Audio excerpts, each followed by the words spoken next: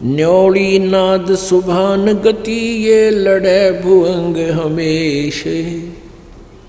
जड़ी जान जगदीश है विष्णि व्यापै शेषु। अंश गमन करते नहीं ये मान सरोवर छाड़। कौवा उड़ उड़ जाता है वो खाते मांसाहार। अंश दशा तो साध है सरोवर है सत्संग।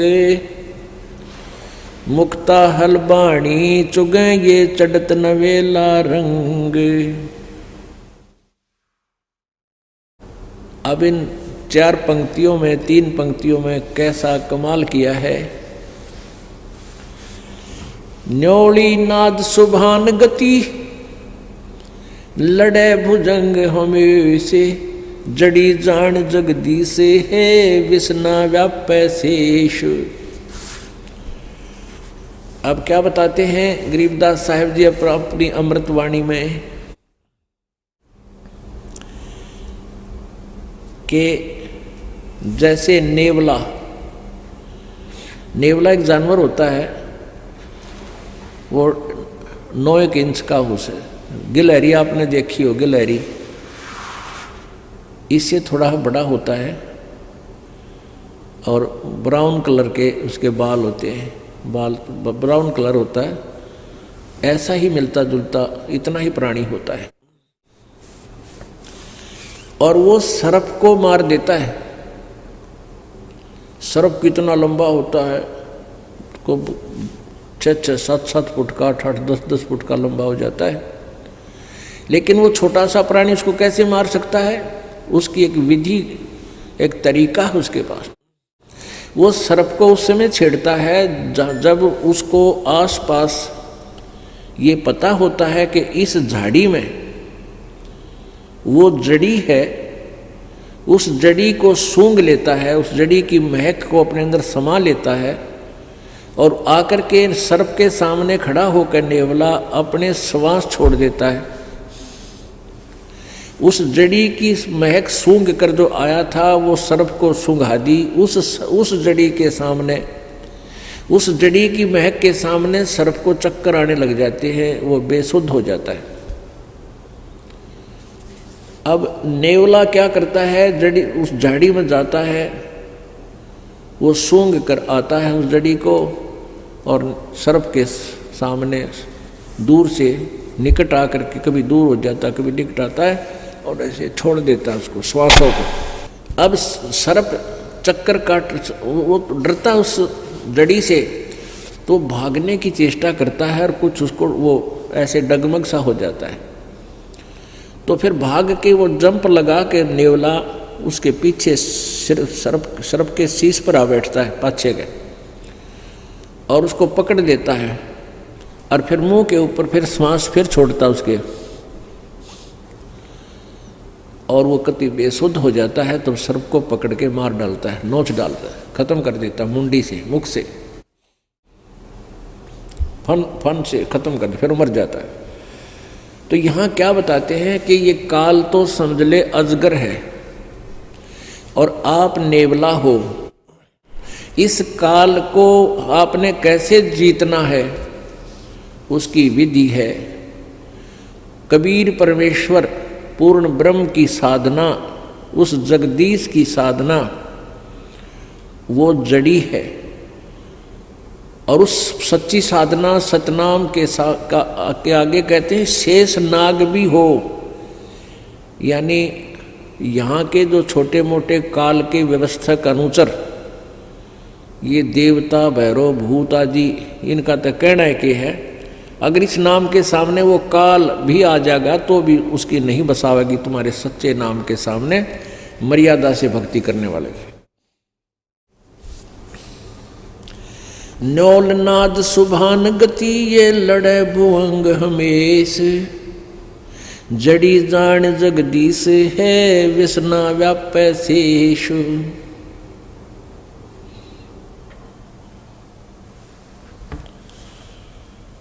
और फिर क्या उदाहरण दिया है। अंश गवन करते नहीं ये मान सरोवर छाड़े, कव्वे उड़ उड़ जाते हैं ये खाते मांसाहारे।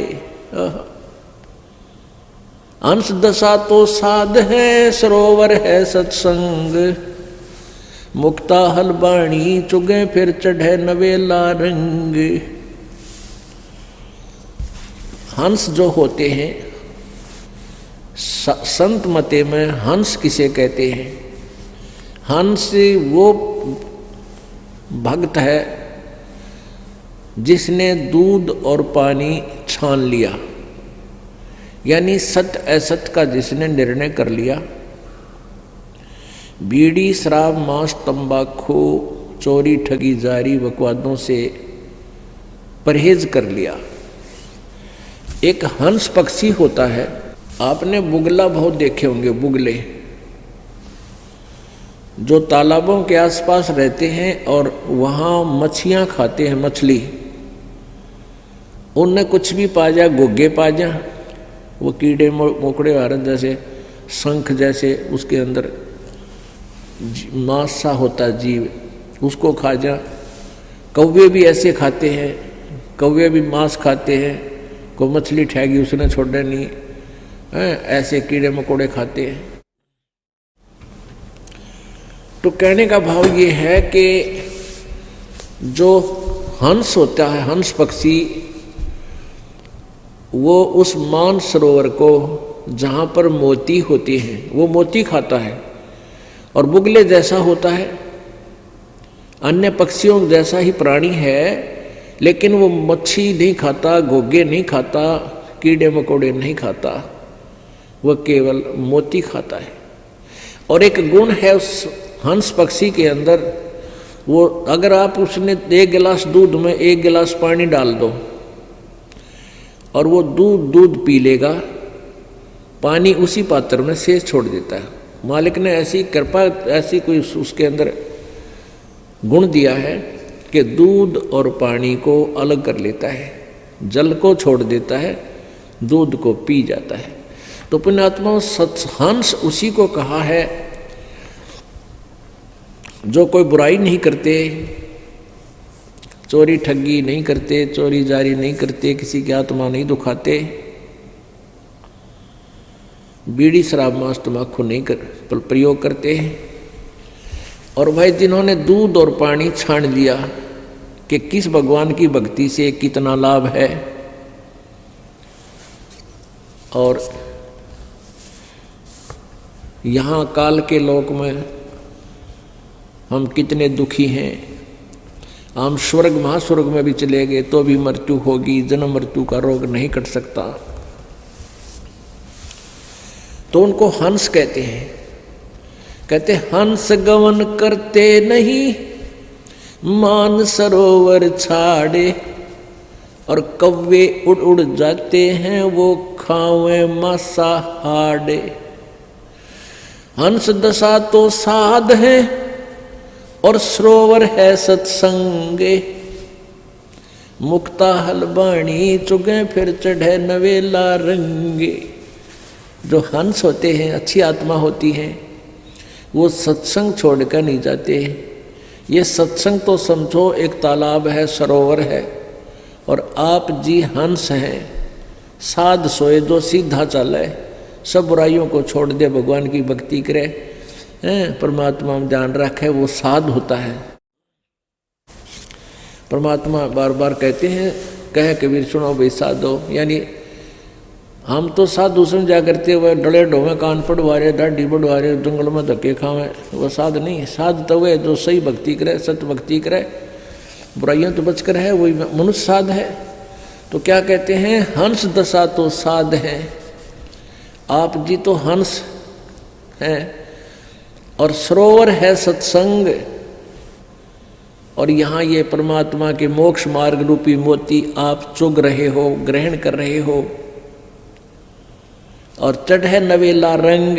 जितना ज्ञान सुनोगे उतनी आस्था मालिक में और उमंग बढ़ेगी। चाहे सारा संसार एक तरफ और भक्त एक तरफ, आप फिर इस ज्ञान से दूर, इस सत्संग को छोड़कर, इस दास को छोड़कर आप कहीं नहीं जा सकते। और जो यहाँ से छोड़कर जाते हैं उनके बारे में कहा है वो तो कौवे उड़ उड़ जाते हैं, जो खाते मांसाहार, जिन पर बुराई नहीं छूटती, लालच लोभ नहीं छूटता, वो जाया करें। वो कौवे हैं, वो हंस नहीं बने। हंस गवन करते नहीं मान सरोवर छाड़े। हंस नहीं जाया करते मान सरोवर ने छोड़कर जहाँ ऐसी मोती मिलते हैं। ये कौवे उड़ उड़ जाते हैं, वो खाते मांसाहार। हंस दशा तो संत साध है, ये सरोवर है सत्संगे। मुक्ता हलवाणी चुगे फिर चढ़े नवेला रंगे। आगे क्या बताया अमृतवाणी में? दरस परस नहीं अंतरा, दरस परस नहीं अंतरा, रोमी वस्त्र बीच। पारस लोहा एक डग, ये पलटे नहीं अबीच। अपने आत्मा कितनी, देखो वेदों और गीता को समझना बहुत आसान है। ये परमेश्वर का जो सूक्ष्म वेद है, परमेश्वर कबीर जी की महिमा से की वाणी, गरीबदास साहेब जी को परमात्मा ने अपना ज्ञान दिया। कबीर जी ने, गरीबदास जी भी कहते हैं कि मेरा ज्ञान योग दिया खोल। कबीर परमेश्वर जी ने मेरा ज्ञान रूपी योग खोल दिया, अर्थात मुझे वो अपना ज्ञान मेरे में फीड कर दिया। अब उस ज्ञान के आधार से क्या बता रहे हैं गरीबदास साहिब जी ने? दरस परस नहीं अंतरा,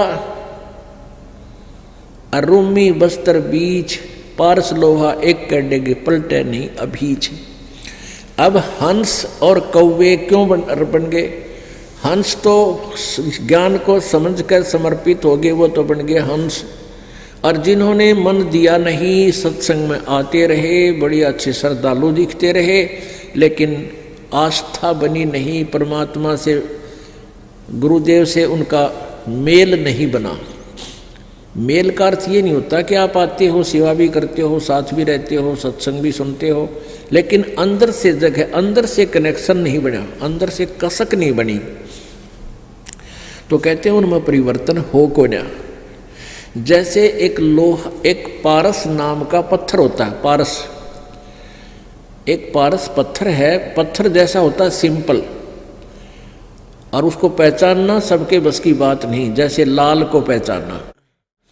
तो उस पारस का एक टुकड़ा पत्थर हो 1 किलो का, और उसको चाहे 100 टन लोहे का घिसा दे, एक स्थान पर टच कर दे उसको अच्छी तरह, उनका कति मेल हो जा, और फिर देखे, कहते उस पूरे के पूरे उस मांस को, मंडल को, उस एक सरिये का ला दिया, सरिये को गार्डर का ला दिया, गार्डर को पूरे गार्डर के गार्डर को, थाम को सोना बना देता है।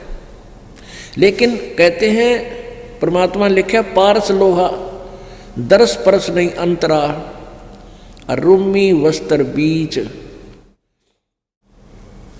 अब लोहा और पारस कति साथ साथ रखे हैं, और उन दोनों के टच होने में एक बिल्कुल इतना भी स्थान रह गया ना, जैसे कहते हैं रूमी वस्त्र, जैसे बाल, ये बाल है रोमकूप का, यानी बाल जितनी भी आपस में दूरी रहेगी, या बिल्कुल पतली सी जो वायल होती हैं बहनें ओढ़ती हैं, या पतली चादर, मुलमुल का कपड़ा, कहती ये भी इतना भी बीच में कपड़ा आर पार हो जाए, इतना भी डिफरेंस आपस में रहा, मिलन नहीं हुआ, चाहे कितने दिन पास रखे रहो लोहा और पारस, उसमें परिवर्तन नहीं हो सकता। यानी जो व्यक्ति यहाँ भी रहते हैं, गुरुदेव के साथ रहते हैं, सत्संग भी सुनते हैं, और मिले नहीं मन से, वो हंस नहीं बन सकते, वो कौवे रहा करें। और ऐसे कौवे फिर छोड़कर इसको स्थान को जा सकते हैं, वो जाएंगे कि उनकी आदत सुधरी नहीं। आप प्रतिदिन पढ़ते हो नित्य नियम में, बिन गुरु मिले मोहे ना पावे। अब गुरु तो पास ही होते हैं, मिलने का अर्थ क्या है? गुरु जी से एक ही भाव हो जाना, समर्पित हो जाना, मन में दोष ना रखे, गुरु जी कहते हैं गुरु मानुष कर जानते तो ते नर कहिए अंध हुआ दुखी संसार में आ गए उनके फंद। तो यहाँ उस स्थिति को क्लियर किया है। दरस परस नहीं अंतरा रूमी बस्तर बीच,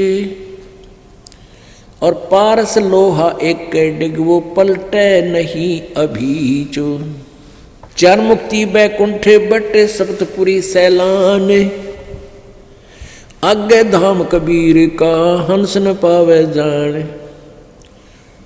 अब गरीबदास साहिब जी बता रहे हैं चार मुक्ति बैकुंठ तक की दौड़ है, और सपतपुरी ऊपर अलग से एक अलग 7 ऐसे इकट्ठा ग्रुप है, 7 उनका नगरी बनी हुई है, उनका एक एक राजा बनाया जाता है जो अच्छी आत्माएं होती हैं।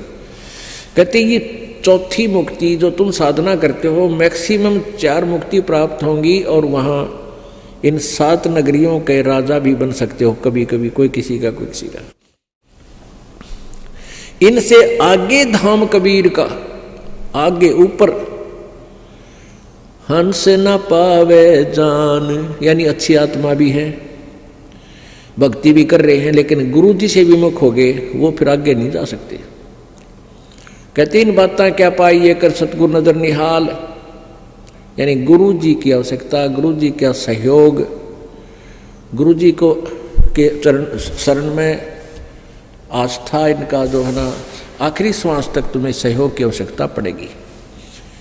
यदि आप जी इस दास के प्रति किसी कारण से भी कोई मन में दोष रखकर और दूर हो जाते हो, भक्ति भी कर रहे हो, फिर आगे नहीं जा सकते, क्योंकि आप इस दास के सेवक को, अनुयायी को, इस दास से प्राप्त इस लाइसेंस को, यानी पासपोर्ट जिसने मिल गया, मंत्र मिल गया, जाप मिला, नाम मिला, उस शिष्य को तिरकुटी पर जाकर परमात्मा इस दास के रूप में मिलेगा। और आप जी हैं जैसे आपका अंतःकरण मिला हुआ इस दास से, जब भी दास बाहर आता है तो आपकी आंखें एकटक लग जाती हैं, कहाँ है गुरु जी, कहाँ से खड़े हैं, तो वो ही दशा होगी वहाँ पर।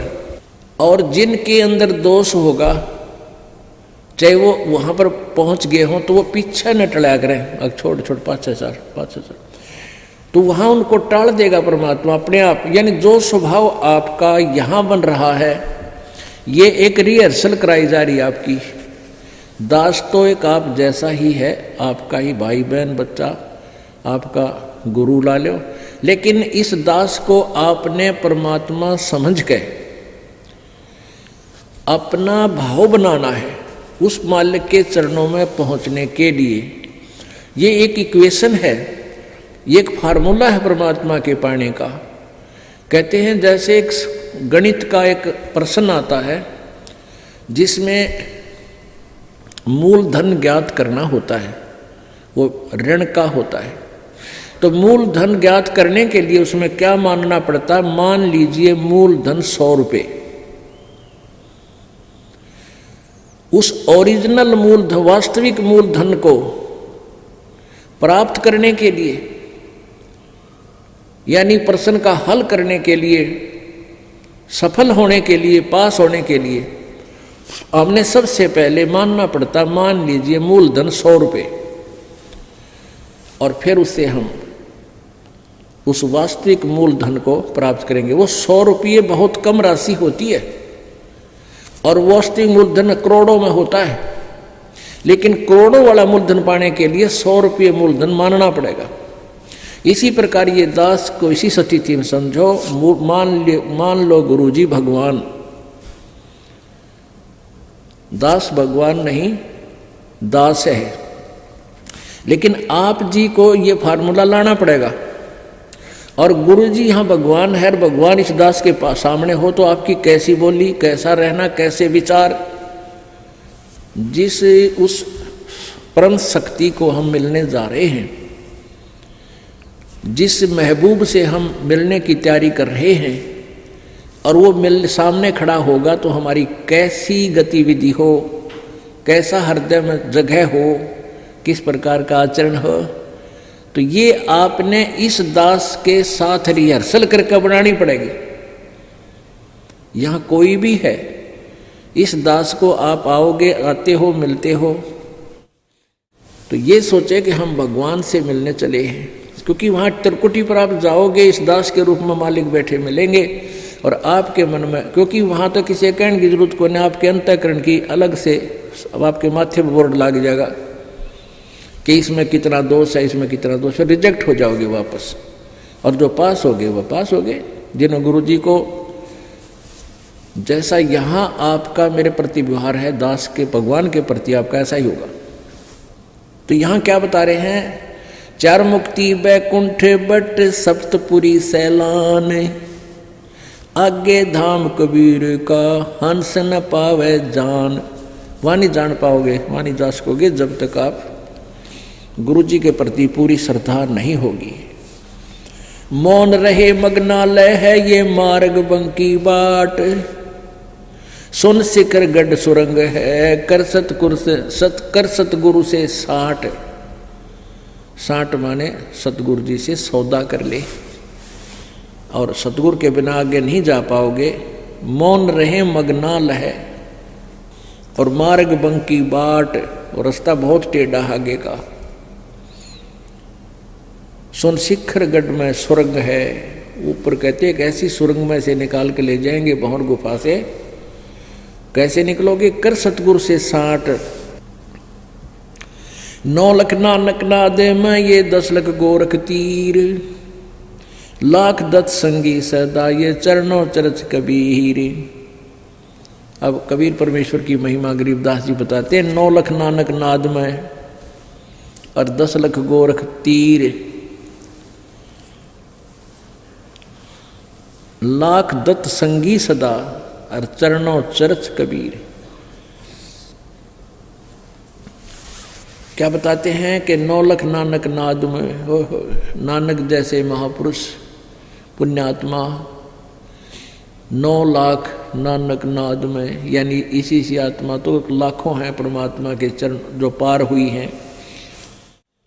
और 9 लख नानक नाद में 10 लख गोरख तीर, और गोरख जैसे सिद्ध पुरुष परमात्मा ने यानी उनके सामने आकर के उनको भी अपनी हार माननी पड़ी और सतमार्ग ग्रहण करना पड़ा। लाख दत्त संगी सदा ये चरणों चर्च कबीर, दत्तात्रेय जैसे भी, क्योंकि हम जिन महापुरुषों की गणिमय मान बैठे हैं उन्हीं की नाम गिनाए जाते हैं कि ऐसे ऐसे तो उस परमात्मा के चरणों में कितने आके समर्पित हुए। 9 लख नानक नाद में ये 10 लख गोरख पास, अनंत संत पद में मिले ये करोड़ तेरे रविदास। अब कहते परमात्मा की शरण माने के बाद अनंत संत भक्त आत्मा सतलोक प्राप्त करिए, बहुत गुणे असंख्य, और करोड़ों रविदास जैसी पुण्य आत्मा भी करोड़ों पार हो। इस उस तरह यानी जिस क्रिया में, जैसे रविदास जी कबीर जी के साथ बहुत निकट रहते थे, उनको पहचान चुके थे, कहते इसे संत भगत भी बहुत कबीर जी के हुए हैं और वो इस तरह भी पार हुए हैं। गोरख जैसे आकर वाद विवाद किया उन्होंने, फिर ज्ञान ग्रहण किया, इसे भी बहुत हैं जो परमात्मा के चरणों में लगे हैं। नानक जी जैसे भी को पार किया, जैसे बेई नदी से ले गए उनके ऊपर शरीर को, आत्मा को सतलोक दिखा, सचखंड दिखा के छोड़ा, फिर भगवान को पहचाना। कहते ऐसे ऐसे इस तरीके से भी अपने बहुत से पार किए हैं। रामानंद से लक्ष्य गुरु ये तारे सिसके भाई, और चेलों की गिनती नहीं जो पद में रहे समाये। कहते रामानंद से लक्ष्य गुरु, अब रामानंद जैसी आत्मा भी कहते हैं उनका शिष्य बने भगवान, उनको इस तरीके से पार कर दिया। और चेल्या की तो गिनती नहीं जो सीधे नाम लेकर पार हो गए, जो मालिक के पद में रहे समाये, यानी सतलोक में भेज दिए। बोलो सतगुरुदेव।